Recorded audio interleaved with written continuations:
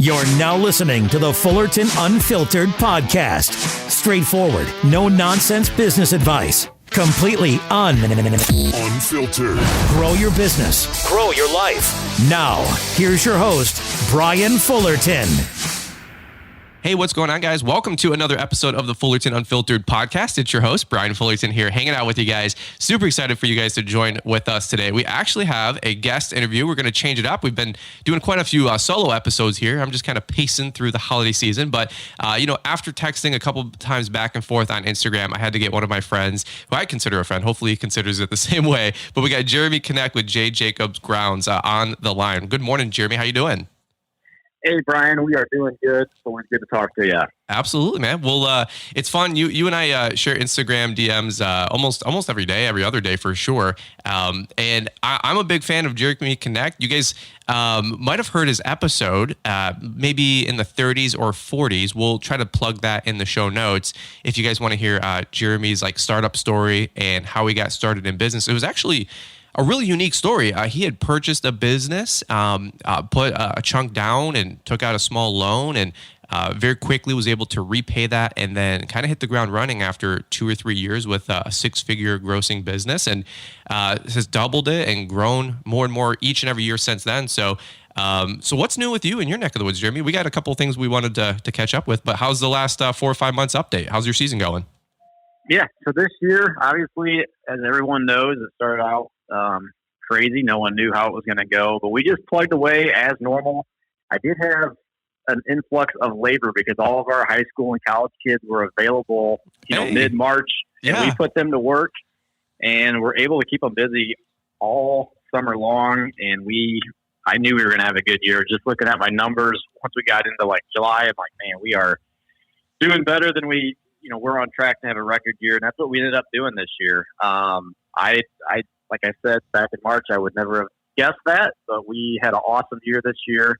And so now going forward, I just want to kind of maintain the course that I've been on the last 3 or 4 years. I'm not trying to, 10x my company, or even, I don't even really want to double it every year or anything. I just want to kind of keep the same amount of revenue, the same amount of employees, hopefully keep the net going up, but really don't see a huge reason just to keep growing. Yeah, absolutely, man. That's awesome. I'm excited about that. And, we got some things we're going to dive into. It's going to be a fun episode. We're going to talk about family. We're going to talk about business. I don't know, maybe selfishly, I might ask Jeremy some tips for building a home, because he has an absolutely beautiful home. And that's actually where him and I DM back and forth. Jeremy's been my second builder, because I run every plan through Jeremy, because he just built a beautiful home a few years back. And I'm like, Jeremy, what do you think about this? What do you think about that? And so selfishly, I've been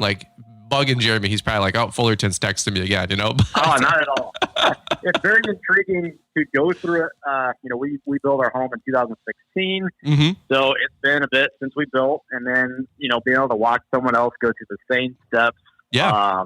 Brings it all back. Obviously, different styles have kind of changed, but, we all have families, and he's got a business, Brian's got a business just like I did. Mm-hmm. And so there's things that we share a lot in common. So I'm more than happy to help. So I'm looking forward to see this property get built up out there in Michigan.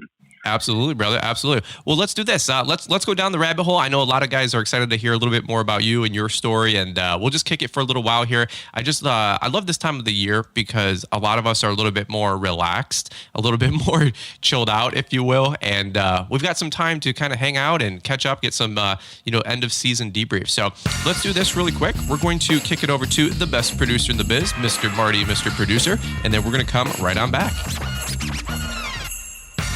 Here's some free building advice. Detachable in-law suite. I tried to save a few bucks when building a few years back, and just as I started to work on today's podcast, Martha, my wife, calls me saying the monster in-law. That's not what she calls her mother. But she tells me her mother wants to come and spend the rest of December with us.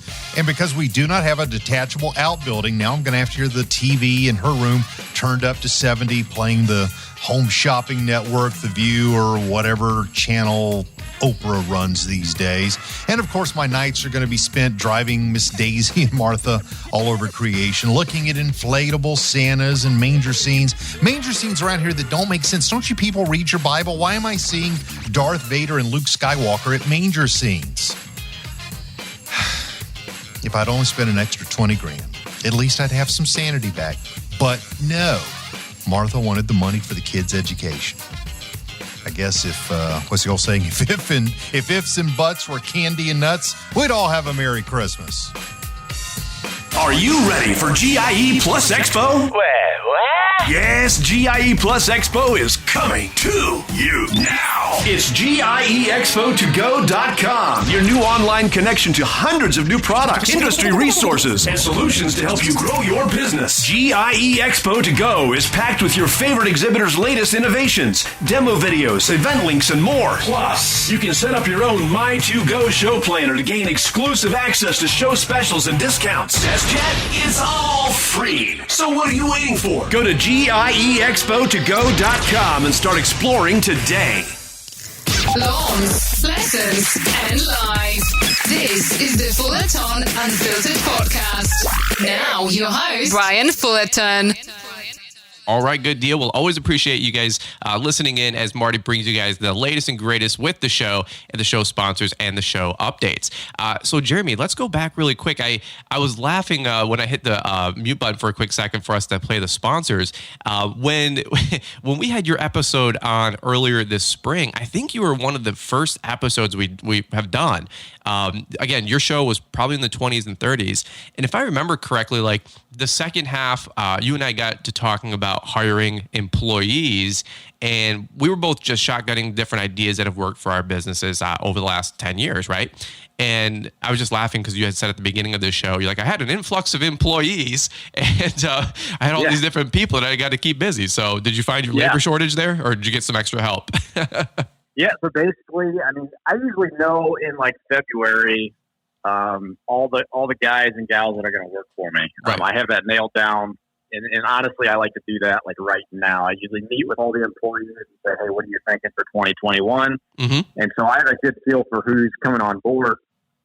And so yeah, when basically what I meant with influx was there was all those high school and college kids that were normally still in school that they had COVID, and they're like, hey, we don't even have to go to school, or we can do school at nighttime or whatever, and then they were available to work. So I don't know how it's going to, so far our local school districts have had school here in session. They are not remote learning. Okay. So I don't know how it's going to go for 2021. I am banking on my college guys to be available because they're still learning remotely or whatever. So, but yeah, as far as like, I get this question a lot through Instagram. Guys DM me all the time. Hey, it looks like, you have plenty of good help. I just lost 2 guys, or I have to fire 2 guys. How do you maintain that? And I guess probably the core of it comes down to the type of people. And I'm if anybody follows me, you probably figured out I'm a man of faith, and we go to church regularly, and we have a network of churches throughout the country, really, that we have scattered around. And anyway, so I get to know different families, and they have young adults, and that's kind of how we get a good stream of employee prospects. And usually what I do then, my hiring process is really simple. I have them, so they'll reach out to me. We'll meet in my office. I'll have like a 20-minute job interview where I just sit down, ask them questions, face to face, and I can get a good feel of what kind of personality they are. And they have to have some of the prerequisites, if you will, is they need to be able to run a 0-turn mower. That's, if they have no experience on a mower, they're not getting hired. Sure. It's just the nature of our business. They've got, and so that's where we kind of start. And then I will send out, if I like that interview, I'll tell them that I'm going to email you basically a job offer, and I'll email that like within 3 days, and that'll go over what their hours would be, what they're going to do at the job, what they're going to get paid, what any of their benefits are. And then they have that job offer to sit on for like a week to 2 weeks. And then they get back to me whether they say, yes, I'll take the job, or no, I don't want to take the job. Got it. So that's how the hiring works.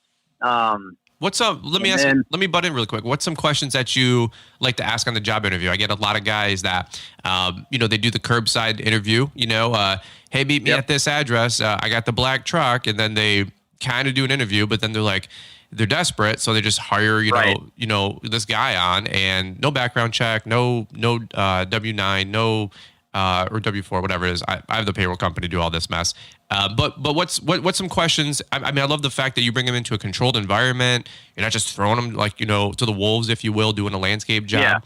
Yeah. What's some of the things that you're looking for in their character, and then what's some of the questions that you ask them on that initial interview? Anything that stands out? Yeah, I probably give some of the more basic questions about their history and all that. But we won't go. So more of the unique questions that I ask, I like to give them like, rate yourself 1 to 5, and I'll say punctuality. If I were to ask, your teacher, whether you get to class on time or whether you're ready for whatever, if I were to ask your parents if you're ready to leave when they want you to, what would they say on a scale of 1 to 5? So that's one of the questions. I'll ask them if I go out and look at your car right now, because their car is parked out and I'll say, how clean is your car on a scale of 1 to 5? These are all things that tells me about that person, whether they're taking care of their stuff, whether they respect other people's time.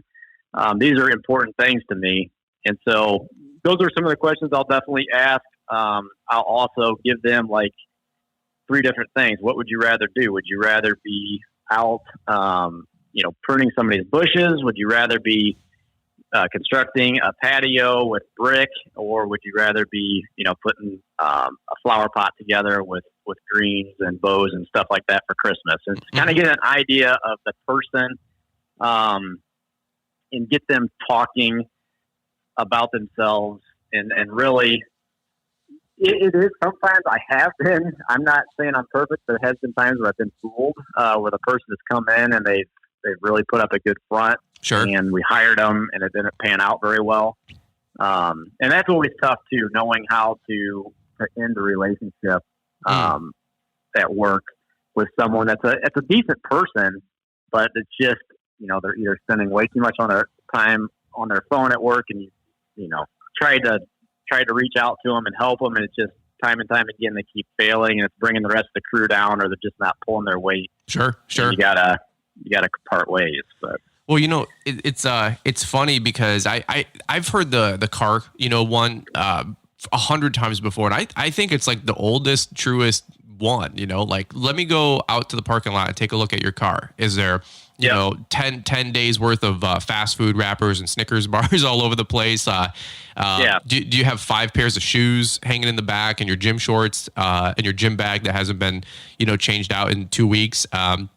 A lot of the younger guys are the bros, they're all working out, they're all fit, Jeremy, like you and me. Right. And super chiseled, obviously. And, there's like 3 or 4 shaker cups, 2 of them, which are half drank, and the stuff's been separating for 3 weeks. And I'm like, okay, bro, you need to pull this together, because that's how they're going to, it really does turn into what their uniform looks like, how they treat your equipment, how they want things to be kempt or not kempt. When you leave a lawn and they go back and blow the grass clippings, you kind of see, I don't know how you label it, but I'm just telling you, I've literally seen it translate right to doing a job.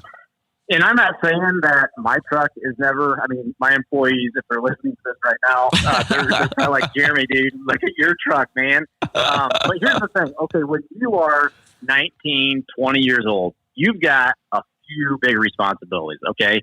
You've got, whatever you're doing, if you're going to college or if you're working, that's a responsibility. And then if you're still living at home, or, you don't have that many responsibilities. So I would think that your biggest asset is probably your vehicle at that age. Sure. And so you need to be taking care of it. At my age, I'm 35 years old. My biggest responsibility is my family and my wife. Right. So if you want to judge me, ask them how I'm taking care of our household. And then after that, it's probably the business. And then after, my truck is very low on the priority list. Hopefully that makes sense. I'm not trying to that's snark out on it, but I think once you get older and you mature, your responsibilities change. That's so good. Honestly, I think that's really, really good, because every time I look at your Instagram, and you guys aren't perfect, but your family's beautiful. You guys look pretty. Everything's kempt. Nobody looks like they're, choking each other out over dinner, and the home looks nice. The property looks maintained. And we were just talking about that before we hit record on the podcast. It's called leadership. It's called leadership in the home. And if you're hiring a new guy and he can't even, in my opinion, if he can't even lead himself, how is he going to lead a crew? And maybe he's 18 and you got to give him some slack. But, I've also noticed that, so a guy pulls up with a dirty car and he, maybe he's a younger kid. And he doesn't have to be 18. He can be 23. And he just doesn't have enough money yet to kind of get a bunch of stuff together to put that best foot forward. And maybe that's why he's looking for a job. Well, it's okay to take him under and coach him to say, when you walk off, the job site with him at the end of the day and see the car's a little raggedy, be like, hey, dude, car's looking a little messy. Hey, if I can make a suggestion, I'm not here to, jump down your throat. But you might want to clean this up just a little bit. Next time we pull up to a customer's property, we're having you meet us at the job site for this landscape job, for example. Tons of guys that do concrete, they'll drive their own trucks, right? But you don't need your truck, if your guy's driving his truck, to be all mud bogged out, parked in front of a home that is, $750,000, and you're doing a back patio job for that's $90,000. Right. So it's hey, it's okay to tell your guys, shave, look kempt. Right. I mean, clean your cars inside and outside, because when the neighbor or even the customer walks out to go walk their dog, you best believe they're snooping and peeking at the cars and everything. And they don't have to be brand new F-150s. Just have them washed, have them clean. I've talked about that for years on our podcast. Yep. Yeah. And you hit a point that I want to, if there's guys out there right now, this is probably one of the most noble things and most difficult things to do, but is say somebody does come for a job interview and they're underqualified, but they just need some help in life. They need a good example in their life to take that guy or gal under your wing.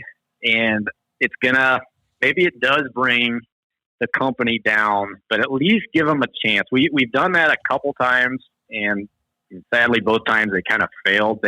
We kept them on for several months, but it just did not work out. But my heart goes out to any guys that are owners of a company that are willing to do that, because that takes another level of understanding and big picture that most guys, they'll probably just look at it like, nope, you don't fit the bill, you're out of here. But if you do have the patience, and it's not for every situation, and you got to be very careful that you don't put, like you said, send them to a really nice house and the customer comes out and it could be a problem in that scenario. But there is a noble part of being an employer, and we don't do it a lot. We have done it a couple times, but for anybody that's doing that, just give you a pat on the back. Yeah.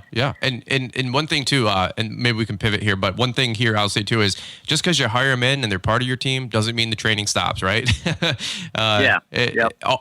I'm always working on my guys with P's and Q's. I'm always working on my guys with keeping the foul language to a minimum. They're 19, okay? We're all, we all remember when we were 19. And so I'm always trying to give these guys an example to follow. And I'm not perfect. I do butthead things too.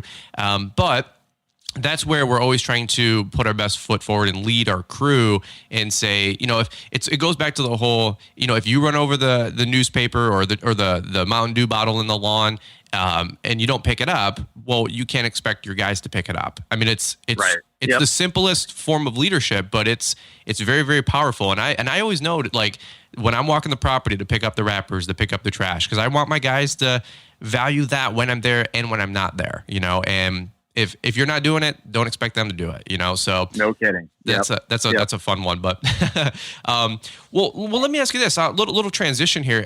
Talking about your guys' season wrapping up. I was just curious. Are you guys still doing your holiday decorations and lightings? You guys do a couple different niche kind of services, or just maybe a little extra stuff that I don't see a lot of guys doing. The ribbons, the trees, the lighting. You want to talk about that for a quick minute?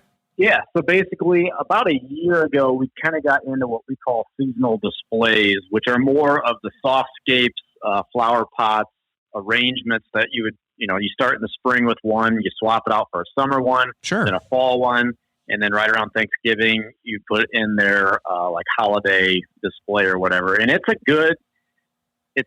actually a good little source of income. And we've got a gal in house that she likes that sort of a thing. So she goes out now. You have to be aware of costs and stuff. It is very expensive for not, you don't like one flower pot that's maybe 24 inches tall or whatever. You're going to be charging the customer around $250 in our area to get the supplies, to get that thing decorated and looking nice. So and so that was kind of a learning curve, just the cost associated. Not so much, it's just rounding up all the different things, because a lot of times it's a trip to a Hobby Lobby or something to get all the pieces that go in there. Right. But yeah, we do that. And then we also do more entrances to like subdivisions. And we've done this for years, but there's different HOAs that we do the landscaping and mowing and stuff. And they also want us to do a holiday display. So that's where we're doing the lights. That's super cool. They usually want them up right around Thanksgiving. So we try to start the week of Thanksgiving and, finish up the week following Thanksgiving. So it's a decent money maker, but honestly, it's one area of the business I have no desire to grow or expand, because here's the thing. This year, weather was awesome.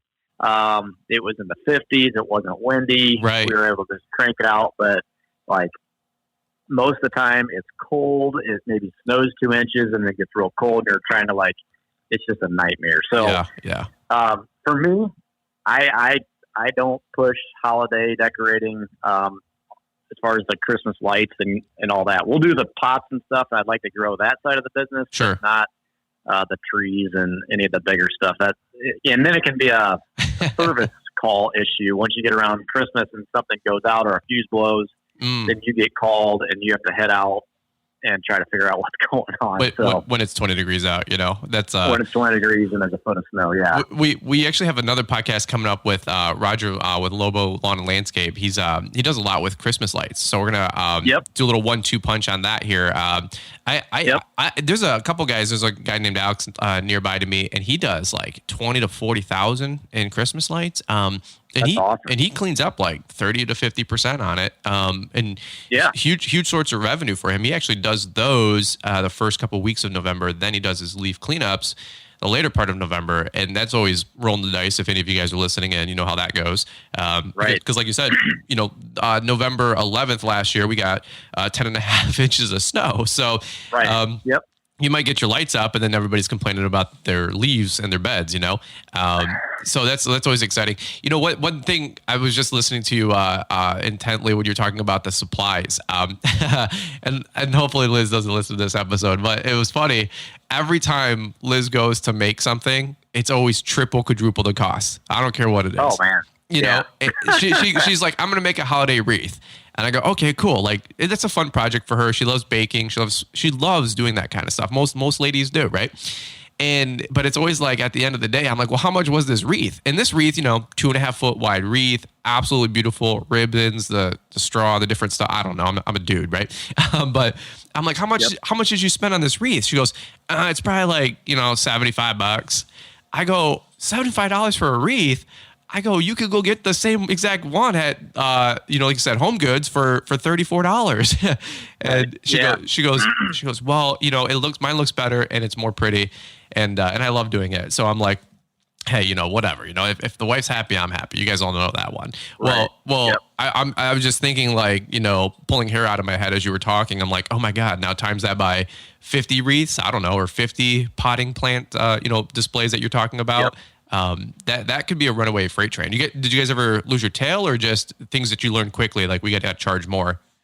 Yeah, so I would say we lost on one customer. We basically gave them a price for the mowing or fertilizer and all their basically take care of the whole property, the residential property for the whole year. And I gave them one price. Sure. And so we blew it on. So we also do annuals for this couple.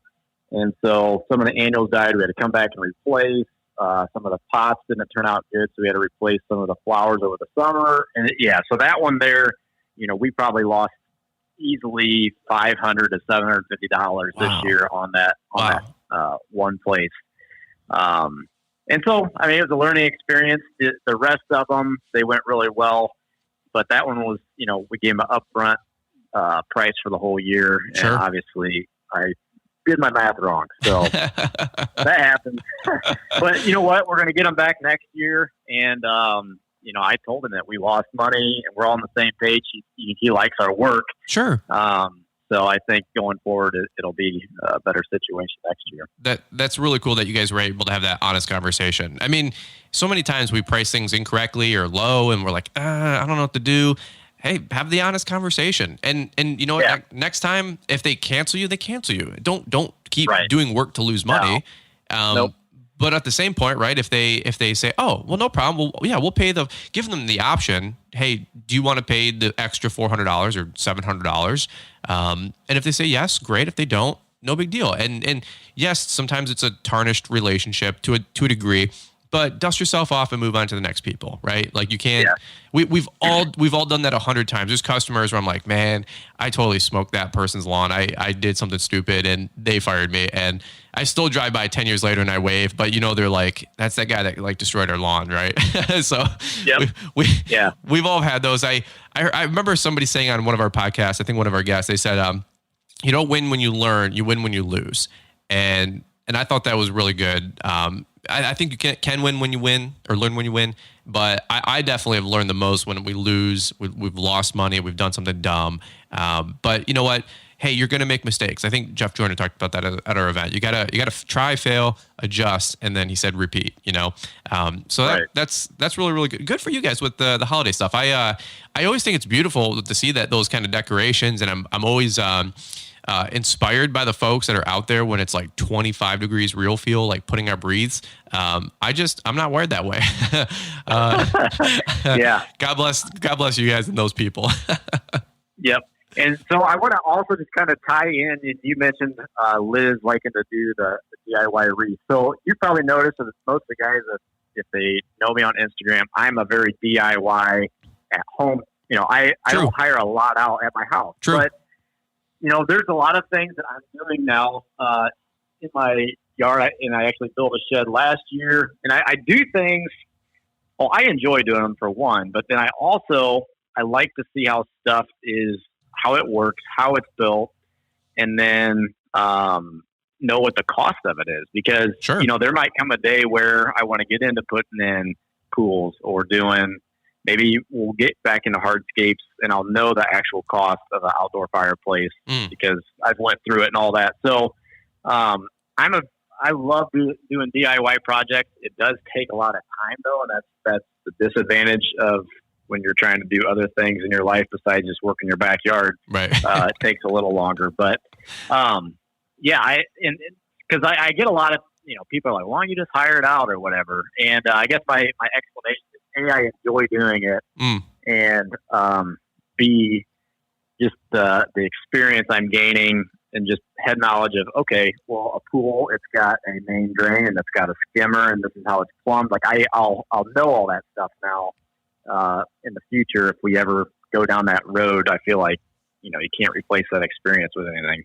Absolutely. Well, let's do this. Let's take a quick break. We're going to hear a little bit more from our show sponsors, but I want to press you on that. I want to learn more about. Let's talk about your home, the pool, the shed. You have a lot of exciting things going on about your guys' homestead, which is super exciting. And I think you have a lot of wisdom that you can share with our audience, myself included. And so I want to ask you a little bit more about these lessons and things you've learned along the way, because I think they're really practical for a lot of the guys, especially that are doing landscaping work. So if you got another quick minute, Jeremy, let's do this. Let's take a quick break, and then we'll come right on back. Are you ready for GIE Plus Expo? What? Yes, GIE Plus Expo is coming to you now. now. It's GIEExpo2go.com, your new online connection to hundreds of new products, industry resources, and solutions to help you grow your business. GIE Expo to Go is packed with your favorite exhibitors' latest innovations, demo videos, event links, and more. Plus, you can set up your own My2Go show planner to gain exclusive access to show specials and discounts. Test yet? It's all free. So what are you waiting for? Go to GIEExpo2go.com and start exploring today. At Fullerton Unfiltered, we are proud to partner with Equipment Defender. You can organize, secure, and protect your equipment. All Equipment Defender racks fit open and enclosed trailers, plus they offer racks for trimmers, edgers, backpack blowers, and more. And Brian's 10 saves you 10%. Now, back to the show. All right, good deal. Well, let's just jump right back into it. Where we left off, we were talking about Jeremy's home and his pool and his fire pit. And frankly, Jeremy, on Instagram, you've been sharing the stories all summer. And I'm telling you what, I am Jeremy's biggest fan. I was telling him that before we hit the record button. So I love watching your stories about the pool, the water, the filters, the softener, the heater, all that stuff. I don't think you have it heated yet, right? Yeah, we did put a heater on. You did put the heater in. That's right. Okay. Yep. I was watching you put the purple glue on all the different PVC piping, and then I think 3 days later take it all apart, which is just awesome, because I saw you show up with like a pallet full of like shrink wrap stuff for the pool. And I was just like, I'm like, God bless that man. There's no way. Now, again, it's one of those things, like I always admire the guy doing the work, because I'm like, there's no way. I would just hire the pool company. But I do love what you said, though, about learning the job, learning the cost, learning the how-tos. I think it's practical. I mean, if you have something that breaks or snaps or doesn't, something that fails, you kind of know how to at least work on it or fix it because you put it together. Right. Yeah. And so, I mean, with our home, and we've been blessed, I don't know, just financially, the business has been a success. And my wife had a business as well that she sold back in like 2017. And so we've been able to have, I guess, definitely more than we deserve and more than most people have. But I want it to be a place where our children can enjoy. And I want to be able to drive home and pull up the driveway and just have a place that reflects what I enjoy at work and what I don't know. It's just a good feeling when you pull in the driveway and it's pleasing to the eye. And so anyway, I have done a lot of the work on our house and some of the projects in our backyard. I've been basically doing it all myself, but it's, we could not afford to hire it all out, because our backyard is probably going to wind up, if we would hire it out, it'd be like $250,000, $300,000 project. Because even as it is, we're going to have, a lot just in materials. Oh yeah. I'm running those numbers right now. Yeah, it's crazy. We put up that shed last year, Brian, and I'll just throw out some numbers, but we did finish the inside. It's insulated and stuff, but I mean, it's not that big. It's like 17 by 21. I think we've got $40,000 in just material in that thing, and it's crazy. But that's just the cost of living nowadays. So going forward, it was always a dream. Oh, maybe someday we'd have a pool, and I always wanted, like, if we do a pool, let's do a pool. Let's not do an above ground. Let's just put an in ground in. So we kind of crunched some numbers, and we were able to find a pool shell, which is like the fiberglass shell, here this spring at a local pool place. And I think he was kind of, worried about COVID and didn't know how everything was going to go. So we just shot him a price right there. He's like, if you have it out of here in 10 days, you can have it. So wow, it showed up at our house. It sat in our backyard for like 2 months, and then finally we got going on it in July, I think. Okay. I saw it show up. I saw it on Instagram when it came in. It was like craned in on like a flatbed. Oh yeah. And yep. I'm like, bro, that is a ballin' looking pool. Can you describe it if the guys haven't followed you yet on Instagram? They're totally missing out. Like I said, it's a fiberglass pool, 14 by 33, and it's got steps on one side and it goes down to like 5.5 feet deep. But yeah, our backyard is kind of sloping, so I did have a concrete company come in and pour a big retaining wall. Yep. That was a pretty big expense, about $10,000 to have that done. And then from there, we just started hammering down ourselves. But you just, on a project like this, you've got to go step by step and don't look at the big, you'll get overwhelmed if you look too far ahead and say, oh man, well after that I've got to do this, and that's going to take forever. And the hardest part, I would say, of the whole pool install was what you were talking about, the automatic pool cover. Me and my wife did not want a fence, and it's not code in our county to have a fence, but we knew we wanted one of those automatic pool covers that could basically run an elephant across and it's not going to rip it or whatever. But like you said, it came on a pallet in like 12 boxes and all the components. You had to screw everything together. You had to cut all the steel the right length.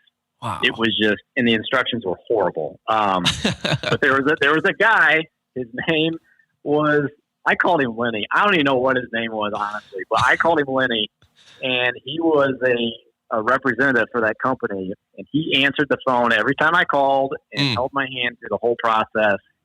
That's good. Awesome guy. That's good. And it was funny because like every time I called him, he was in a Dairy Queen drive-thru, and he'd be like talking to me. And he's like, "Hold on."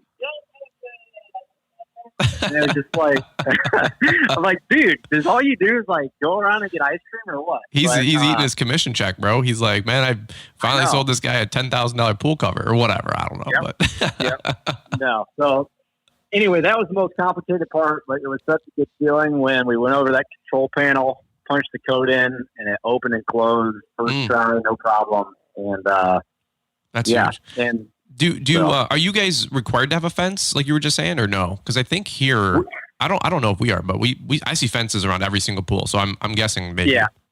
In our county, no. In the county of Woodford County where we're in, you do not have to have a fence. Okay, cool. I'd like to not have a fence, but if we do, I'm gonna concrete out the whole pad, and then I'm not having any grass inside the fence. I can't. Oh, I can't. Yeah, I can't stand that. And if you mow lawns that have that, God bless. But I have one that I mow, and it's the only gated backyard I have, and the guy's gate is just wide enough for the zero turn. So it's like it just qualifies. Of course, it does. Yep. And he's a great customer. A guy's named Vern, great dude. He actually worked at the place that sold me my car. I didn't know that, which was kind of funny. My old car, and but he's got a pool in the backyard. And dude, it is a nightmare. Like we have to trim backwards, or the right way to some of you guys, the wrong way to some of you guys. But we got to walk backwards, if you will, to shoot the clippings away from the pool. And then I got to discharge all the different ways away from the pool. But the problem is that you guys see the lawns that we do. They're postage stamp subdivision lawns. Nice homes, nice lawns, but the backyard is maybe 2 mower paths wide. So it's like even with a shoot blocker, we're still shooting. Punching, spring clippings into those beds. And I told him, I'm like, hey, there's no way your beds are going to look like, just perfect. And he goes, no, I totally understand. He's like, there's no way that big mower is not going to punch, 12 feet out on the discharge, even with the shoot blocker, But we always feathered the bed. We always feathered the beds. We tried to turn the mulch a little bit for him. And, but yeah, it's, he's got a beautiful pool. Yeah. He's this like 65-year-old guy. He's just working at the auto dealer. He's chill. He's probably made his money, but I swear to God, at 4:00 Thursday, we wrap up our route and our week with him and his group of other houses right there. And him and his other dealer friend, buddy, on their days off are typically Thursdays. They're swimming in the pool, and we're just dying of sweat, and it's like 90. He's in there with like a little margarita or whatever. And he's like, you guys want to jump in? I go, I don't think you want me to jump in your pool at this time of day. Like I'm so grody, bro. I go home and I take like the brown water shower because it's just snot, dirt, and sweat. But anyway, Hey, do you follow Andy Mulder on Instagram at all? He's out of like northern Iowa. I do. Yeah. Yeah, so I don't know if you follow his stories, but he's working on a job where they're putting in a pool, and they've just had like headache after headache with the pool company. No. And anyway, it's the same thing in our area. And all the pool companies that install pools, they're just horrible service. So it is something that I would definitely entertain, in the more the I would say the 10 to 15 year range as far as getting into doing that. Sure. Because it's, I would probably actually go work for a pool company for a couple summers or one summer, like myself. Yeah. And learn different, there's more than, there's liner pools and there's fiberglass pools. There's different types of pools. Right. But I think it would be, I don't know, a challenge that, I don't know, maybe long term I'd maybe get into. Well, I'm all about that life. When we build ours, we'll bring you in as a consultant. I don't think I'll be ready for it by then. So. Well, it's funny because I was hanging out with Troy Clogg, who's got a huge business in our neck of the woods, and Troy will do those backyards. And when we're gonna do one of those backyards, it's gonna be a lot of money. I'm just laughing. And those YouTube millions better show up. You know what I'm saying, Jeremy? No because everybody's like, those YouTube millions. I'm like, well, they can show up right about now because we're gonna need them. But I got the quote for the pole barn with Milmar Buildings. A lot of you guys follow those guys on Instagram. They're great dudes. I tried to get Kyle with RR Buildings, but he's busy making the YouTube millions, so he said no. But I was like, come on, Kyle. He's like, no. I'm like, I'll pay you $25,000 above asking, and I'm sure he makes that with a brand deal with his company sponsors, But anyway, he's an amazing dude. He's probably like the most favorite Instagram account I follow, besides Jay Jacobs, obviously. And right. but Milmar came back with a quote for 40 by 60, 16 high with 14 doors pass through. It was like 72 with the concrete pad finished inside. Yep. Oh, that's cool. Well, if it's finished on the inside, that's actually a really good price, honestly. I didn't know, honestly. Well, it's funny. I thought it'd be 40, 50 grand, like you said earlier. And I talked to a couple guys after he gave me the quote for 72, and I'm like, 72,000? What the heck is going on around here? And then I talked to a couple guys, and like, that's actually pretty good. That's actually a pretty fair price. Yeah. And because I had a shed, just a shell, but did exterior doors and the shell, so no finish work on the inside or anything. Sure. No concrete. Yep. Of course, it was a little bit bigger. I think it was 70 by 130 or something, but it was like 180. Oh, wow. That's huge. But there was no finished work on the inside, no concrete floor. So, you had a long ways to go. So that's, yeah. If you get concrete and a, steel on the inside, that actually sounds I'm having them finish the whole thing because I want to use it like as a man cave, a man shed, slash YouTube studio slash, I don't know. I'm going to be working in it. I don't want to be freezing my butt off. I hate the cold. No. So Liz goes, hey, she goes, that's your thing. You've wanted this for, ever. She goes, get whatever you want. And so I'm going to figure out, epoxy the floors, all this other mess. And and then in the last couple of weeks, I told Liz, I asked Liz, I should say, I go, hey, babe, you know what I'm saying? I go, hey, babe, I said, I want to get a loft up there. I keep seeing all these photos. It's like one of those things where like if you look at something on Instagram long enough, it knows to like feed you more of the same content, obviously. So I'm looking at all these different pole barns and the loft. So I want to get a loft up there with like a couch, maybe a TV, maybe a couple like arcade games, just so when guys come over and we get done riding the four-wheelers and the Razor and I don't know, playing paintball in the backyard, shooting each other up, doing stupid stuff. There's at least a place upstairs, a shower inside it, and then also an upstairs where we can all hang out and not go dirty up my wife's house, who will kill us. Right. But that's just how it works. So we want to have a beautiful home, but we're also figuring out how to minimize the foot traffic in certain parts of the home so it doesn't get all mucked up because we're landscapers. We know how this works, But and then to go full circle to the Troy Clogg story, he just puts his arm around me when I start describing this backyard. He goes, Brian, we'll build this for you. And I go, well, how much you think, man? 100 grand? And he goes, that'll get you a good hot tub. And that should have been my first sign or cue, But I'm not going to ask you guys what you did for the pool. But it's if you guys aren't following Jeremy on what's your guys' Instagram handle officially, so I can plug that really quick. It's J Jacobs Grounds. J. Jacob Grounds. That's right. Okay, cool deal. You guys got to follow Jeremy's adventures because he did a great job documenting it. I kept bugging him. I said, hey, like vlog more of it. Like keep putting more on stories because I watch it all. And the pool. So the filtration system and the filter and the heater, that looked like it was kind of like Pandora's box, or did you have some good instructions for that one?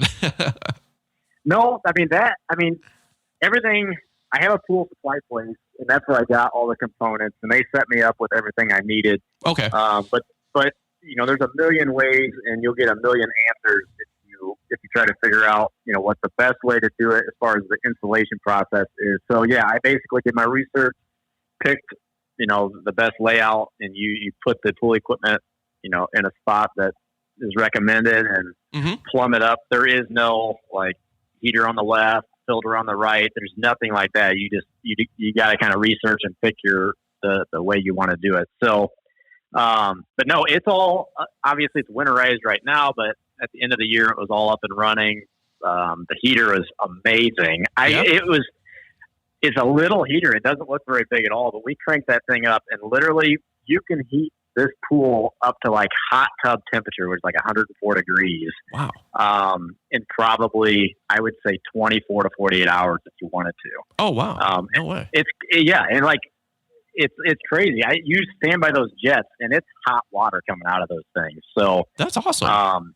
We were super pumped about that because literally you could, you know, Thanksgiving, if you wanted to, you could crank that heater up and have a big old pool party out there. Really? Wow. That's actually pretty sweet. I can only imagine. First off, it goes back to what you said at the beginning, which I loved, which was like hosting and entertaining and just having a great home environment for your kids to grow up in. And like you're going to have the cool house where all your kids' friends want to come over to your house. And I heard a wealthy dude explain that once, that's the idea is you want to have the cool house. So your kids' friends want to come over. That way your kids aren't zipping over to their house and who knows what they're getting in those environments, you know? So once you guys have the cool house and the cool pool and that awesome backyard, then your kids can all play over there and you guys can have the family time outside after a long day's work, you know? Yeah, I think there's a balance between, because like one thing we also don't want to come across, and I don't want to come across this as a person and to my kids, is like the whole we have everything spoiled approach either. Because like, well, sure, that's the other trap where, you know, there's other, whatever, I'm not judging anybody, but some kids get everything handed to them. They don't have to work for anything. They have the pool, they have the nice car when they turn 16, right, on and on. Right.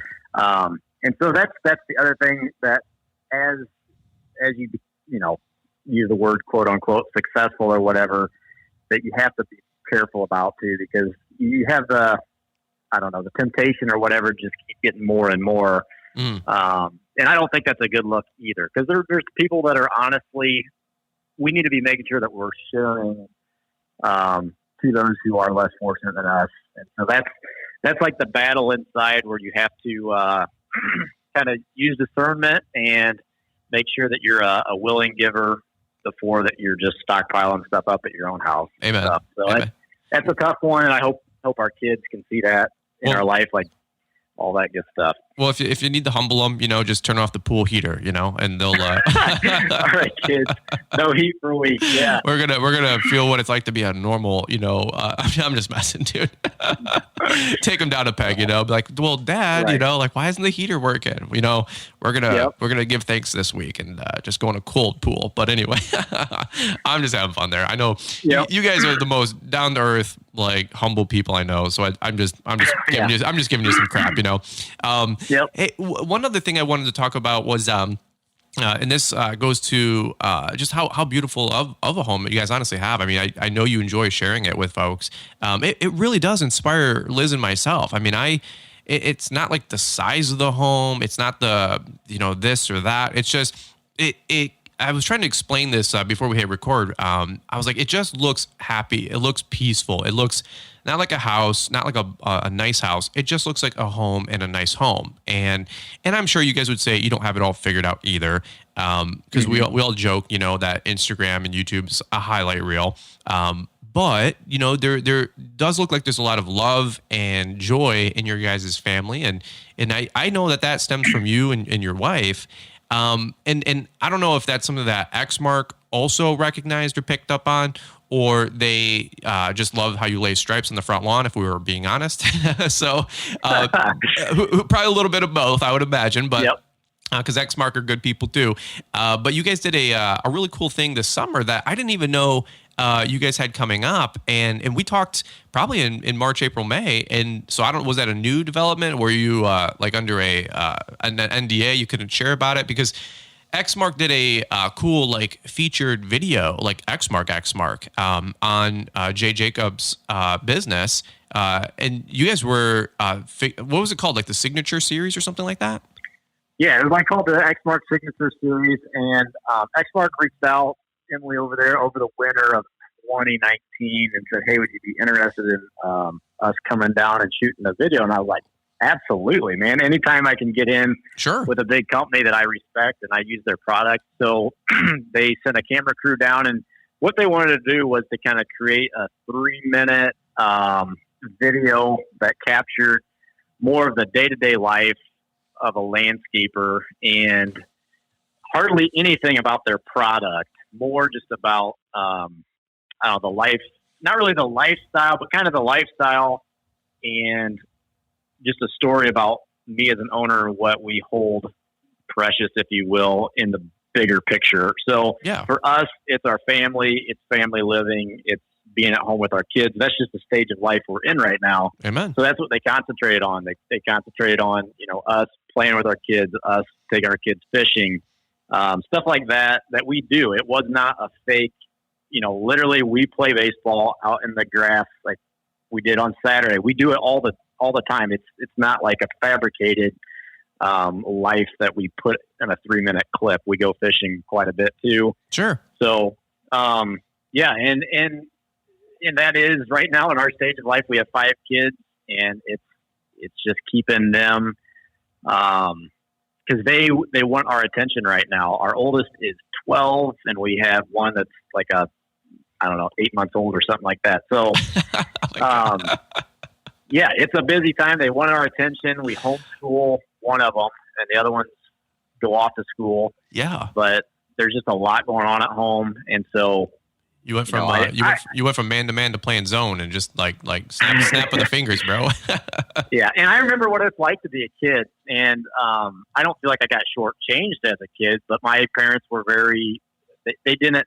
My dad didn't spend a lot of time with me, and I'm not saying that one way or the other. I'm just throwing it out there. That's what happened, and I just want to our kids, because I feel like in the day and age that we live in, when our kids get to be teenagers and go off to college, they're going to be tested on their core beliefs inside. And I want them to feel comfortable to come back to mom and dad and say, "Hey, how should I view this? I mean, it's so confusing. Black is white and white is black. What is, right. What should I believe, mom?" Or what? And so I want them to feel comfortable. I want to keep that relationship with my kids as long as we can, because we all know once we hit 20 years old, we have our own ideas and stuff. I want them to be able to pass that on to their kids. I love that, because you hear all the stats, and if you guys are over 30 years old, you've heard the same stats too, that you could be a normal kid, 18 years old, faith-based kid. You go into college and there's like a 90% chance they come out messed up, and I'm just being honest. Yep. And that's my opinion, of course, but and you know what, maybe messed up is good for you. I don't know, but that's not, we're homeschooling. I'm not sending my kids to college. There's no way, but that's my opinion. But I really value and respect what you were just sharing there, because you want to teach them the right things, the right values, and they're home all the time listening to you guys. And I think personally, Xmark did a great job on your guys' video, because I didn't know if it was like, check out the Xmark Laser Z, right. or look at the new Star S, like with that voiceover guy, but it was actually very little. I think how I looked at it was, this is the product that gives you and your business the opportunity to create that lifestyle, that family time that you're talking about. And I think a lot of the folks that work for the companies could do themselves a favor and try to remember that. And I know they do, and I know that a lot of them really focus on that. But you're not just selling a lawnmower, dude. You're selling a tool to make an income to provide for a family. And as people are like, are you going to, I do like demos with other brands. They're like, are you going to switch from Xmark? I go, I said Xmarks helped me make a little over $1 million in business, last decade. I'm very, very loyal and thankful. Now, I know other guys use other brands. You guys feel the same way, so that's why we do the content. But it's not yellow paint versus red paint. It's like, right. It's like, dude, I grew up as a person you using this brand, and it's got me everything I own, if you will. So that loyalty is pretty deep, I was actually like super excited. I was like, look at this. Couldn't have happened to a better couple, in my opinion. I'm like, look at this beautiful home. Look at this beautiful acreage with the way you stripe. If you guys follow Jeremy on Instagram, you already know what I'm talking about. If you guys don't, please do. I mean, check out his content. He puts a lot of time and effort into the way he frames his shots, the way he crops everything. It just looks really, really professional. And it couldn't have happened to a better couple to show and give an example, I think is what I'm trying to say. Because Liz and I, we want to emulate that kind of stuff. We become pretty good friends with the Almonds, Caleb and Brittany Allman. At least that's our opinion. We don't know what they say, but I'm like, Jeremy's my friend. Jeremy's like, man, that guy talks a lot. But Liz and I, we want to, you guys know where we're at. We want to start a family. We want to build our home. Like we're turning this corner, and there's a lot of big majors coming up for our life, and we want to emulate. We want to model off of certain people's with how they have their faith, how they have their family, their health, their finances, and honestly, I just thoroughly enjoy getting to talk to you. I DM you every day or two, and I bug you. Normally y'all are bugging me. So any which way, don't feel like it's bugging at all. And I appreciate talking to you, Kelsey. She took a picture of me. I think yesterday you had texted me to try to set up a time for this podcast. And she's like, she took a picture of me. She's like, Jeremy is all stars texting Brian. And is that the selfie? Is that the photo? So. Is that the photo you sent me? No, it wasn't. No, it's another one. I'll have to send it to you after we're done. But I'm just like on my phone and a big grin on my face. And she's like, Jeremy, all stars. That's awesome. Brian or whatever. That's awesome, but man. I do want to, you touched on something real quick, and I just want to kind of throw this out as kind of almost like, I don't know, a closing comment or whatever. But you mentioned sticking with Xmark. You got guys like DJ Aldrich and Keith Bobcat. And sure, dude, find a brand, and if the dealership treats you right, no product is going to be perfect. I mean, no product is the best. Okay, they're all awesome. But they're machines. But they're machines, and there are better ones. But anyway, stick with that. And then the other thing is, as far as like Instagram and comparing yourself, and this is something that I think I've learned in 2020. Like, okay, Brian's Lawn Maintenance, he is not the best landscaper out there, but he does have some excellent talents as far as knowing business, knowing marketing, media. But don't feel bad about yourself as a person. And I'm saying, like, Jeremy, look at yourself. If on social media, my account is not exploding, or nobody's following me, or I don't have the prosperous, the house or the new shed or whatever, I feel like I can get, if you're not careful, a person can really beat themselves up. Because we all have our own talents. And we're not going to be created equal. We're not going to excel. And sometimes I think we can look at others and feel inadequate, and maybe just, I don't know, get a bad attitude or maybe even bitterness towards someone else because of their talent is social media and their platform's expanding and ours isn't, or whatever it is. Sure. I've learned that, like, it's a talent of others, and some just don't have it, and to accept that, and then maybe find that area. Maybe you are a person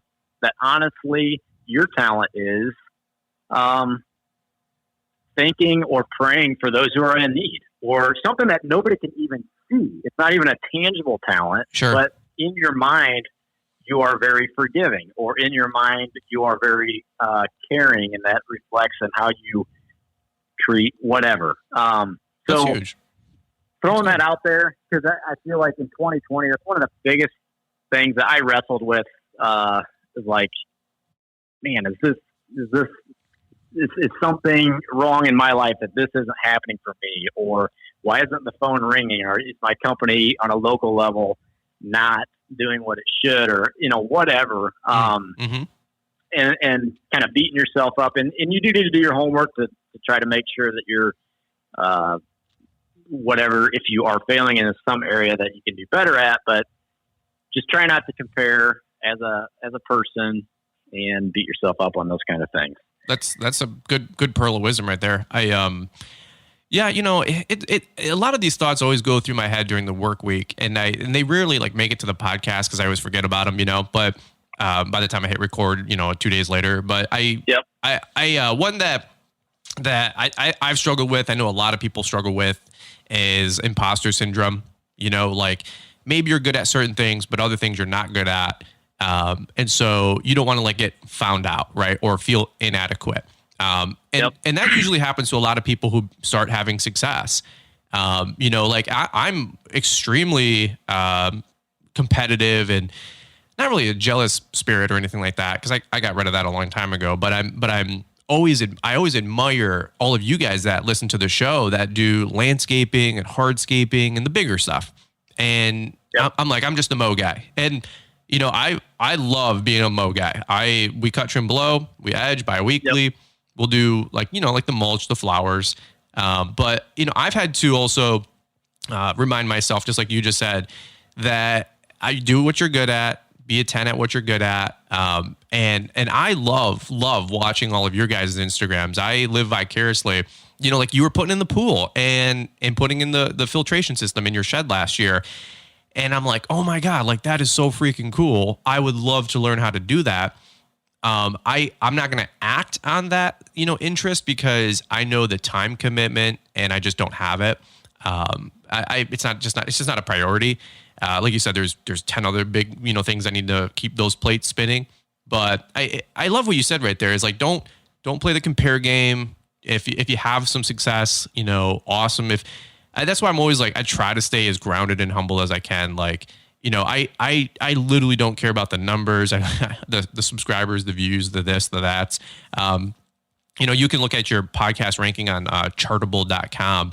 I haven't even looked at that in like 4 months. I couldn't even care less what the podcast is ranking. I'm just getting to hopefully hang out with my lawn bros and my buds and hopefully help you guys that are listening in, But if you do great work, man, share it. And if your Instagram's not getting the biggest following or you don't feel like you're getting the validation or something like that, like you said, try to put that thought at ease, man. Just put out good content, just keep adding value, keep serving people. And I'm telling you what, I'm snooping all the time through Instagram, just like you guys are. And I'm not like, oh, look at what he got. I'm like, dude, good for that guy. Like, man, I want that truck, or I want to do something like that. And so I live vicariously through all of you guys that have larger companies or do different scope of work, And and I think this community, literally I stepped into it maybe 2 years ago or something, and it is amazing how many friendships. Like I hardly get. We don't get any negative, and I'm sure you probably do once in a while. But for me, we don't get any negative input. It's always, dude, looks awesome. Keep up the good work. Love the content. Keep posting. Sure. And I have developed, if I'm not going to miss another GIE, if I can help it, just because I want to see and meet these guys again and talk to them. Amen. It goes way deeper than I ever thought it could. Amen. When I started this thing, I thought it was just going to be more of like a, advertising thing for my local area. Well, it's pretty much the opposite of that. It's like I'm meeting people from Australia and wherever, and we DM back and forth, and we get into these conversations, and it's awesome. Well, heck, you're inspiring me, all the time. I'm not like, look at that guy, with his home on top of a hill, this rich guy. I'm not. It's literally nothing like that. I'm like, hey, Liz. Dude, I'm not kidding. I literally share so many of your guys' stories and videos and whatnot with Liz and myself. I share them with my wife, my brother. I'm like, dude, see this guy's home? Like, this guy's got it going on, dude. Check this out. I'm going to build something like that. And it's encouraging. It's inspiring. I'm not like, oh, Jeremy this, Jeremy that. I'm like, dude, look at that home. Okay, what can I do? What can I learn? I shot you DMs like all summer when we were going through the design process. I'm like, and not that, you're like, 2018 Home Builder of the Year, but or whatever. Like you were saying earlier, you were laughing, playing it off. You're like, it's just a nice little home, but still, I'm like, hey, anything that you would change differently, and you gave me a couple really insightful tips actually along the way that we were going to include in the house and the design, but. Absolutely, man. What do they always say? Paul's notorious for saying a rising tide raises all ships, and you guys, you are such a great example of faith, family, home, business. I mean, you guys have a lot of great things going on. I know you're extremely blessed. I know you believe that way, and it radiates through your guys' Instagram, through all the content you put out. So I mean, sincerely, thanks for being a stable, great example that I could point to and other people can glean info and information and encouragement from. If you got any other final thoughts, open mic, but if not, we'll button this thing up because this was a fun, just encouraging episode. And I told Liz last night, I said, she goes, well, who's your guest tomorrow morning at 9 a.m.? I said, well, Jeremy Knecht. And she goes, the guy with the home? Yeah. I said, that's Jeremy. Hopefully I can, give off positive vibes. And we definitely have our shortcomings and things go wrong at work on a daily sometimes basis. But, sure. Just like anybody else. But I think, and I've just really appreciated all you've done for the community, both of your podcast and the Entrepreneur Academy, which I missed this year because I was working on my backyard. You're good. But, I really appreciate that and all that you and Liz. I think it's a good, if there's going to be a number one YouTube guy on landscaping, I'm glad it's you because I feel like you've got the right attitude. And that's awesome. And you've already done so much for the whole community as a whole, bringing us together. And, community over competition is definitely how I feel the vibes are with you guys. Well, thanks, man. Thanks. I appreciate that. Yeah, I don't know. I'm not here to try to project or pretend like I'm bigger than I am. I'm just another guy out there trying to figure it out, just like all of you. And want to put my wife in a safe car and have a nice home and take care of my mom and all those around me. And I did a talk, Jeremy. I'll have to get you the talk. It was who wins when you succeed. We might actually take that talk and from our live event, the one that Liz and I did, and put it on the podcast. I'm going to see if the audio can be boosted a little bit because we were like streaming it, so we didn't get the audio off the mic, but we had a camera. Okay. We had a camera recording it, from a distance, and it got it pretty good. We'll have to kick it over to Marty, Mr. Producer, see if he can work on that one a little bit for us. But there you go. But if that's the case, we'll drop that episode. I think you will really enjoy it. But all right, guys. Well, that's all I got. Any last things from you, Jeremy? But if not, we'll button this guy up. Hey, everybody have a good, safe, happy holidays, and look forward to an awesome 2021. Heck yeah, dude. All right, guys. Well, that's it. That's Jeremy Knecht with J Jacob Grounds, right? Yep, J Jacobs Grounds on Instagram. There you go. All right, give him a follow. Check him out. We'll leave that in the show notes, and we'll wrap it up right here. All right, let's kick it back over to Marty, Mr. Producer, and we'll catch up with you guys on the next one. Brian, I would absolutely love to see what I could do with restoring that audio. And hey, that gives me an idea. Maybe an emergency flight out of Atlanta to Michigan could be arranged. Sorry, honey, hate to leave you and your mother, but the boss has an emergency. I'll only be gone a few days. One can dream, right? Hey, if you want to follow Brian and Liz's dream on YouTube, check out their channel, Fullerton Party of Two. You can see this whole dream home come to fruition. And I promise, guys, I will try and be in the Christmas spirit in future episodes, but my dream of a Christmas quarantine got shattered right as we got started today. Don't forget to visit LawnTrepreneurAcademy.com. Great Lawn Bro Christmas ideas there. And of course, thank you for listening.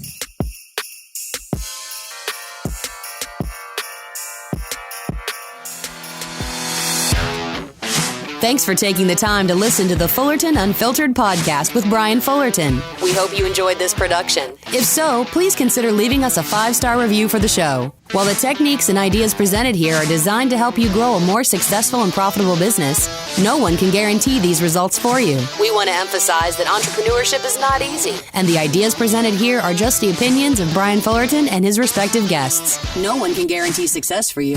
That being said, we hope the ideas presented here help you and motivate you to go on out there and crush it with your own business. Fullerton Unfiltered Podcast. Thanks for listening, and we hope to see you on the next episode.